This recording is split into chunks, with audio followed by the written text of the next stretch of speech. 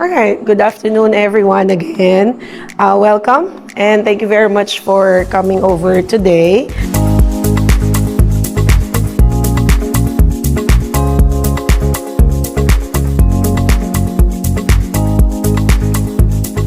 Kapag kayo po ay na-invite for interview, nag-apply kayo and then you were scheduled for interview, ang una ninyong gawin, research about the company.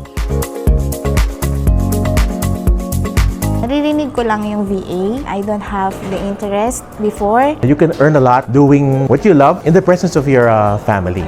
As a BA, dito mo pwedeng ma-push yung mga dreams, goals mo. It's not only the millennials and the Gen Z or the Gen X that has to be very updated sa mga technology.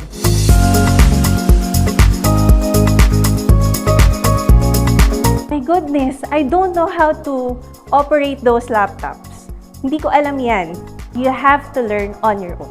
Nasa sayo na yon kung paano ka mag-i-in-depth sa learnings mo para maibenta mo yung sarili mo sa kliyente bilang isang virtual assistant. Kung ano yung ginagawa ko ngayon, ide-develop ko pa, papagalingin ko yung sarili ko so I can earn even more and find more clients. Highly recommend APX company for the opportunity to others na makatulong po sa kanila. I have the tool in any aspect of a company. Start as property manager, then nag-focus ako sa HR. Ngayon is nag-enjoy ako, then may binigay na bagong task, which is being project manager. So, na-inspire po ako sa kanya, tapos po yung sa project in ko po.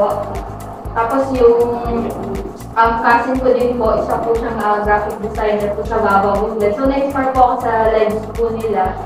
Alam mo ko sa kailangan mong sumikap ka. Ito yung pinaka-principle ko sa buhay. If others can do it, why not me?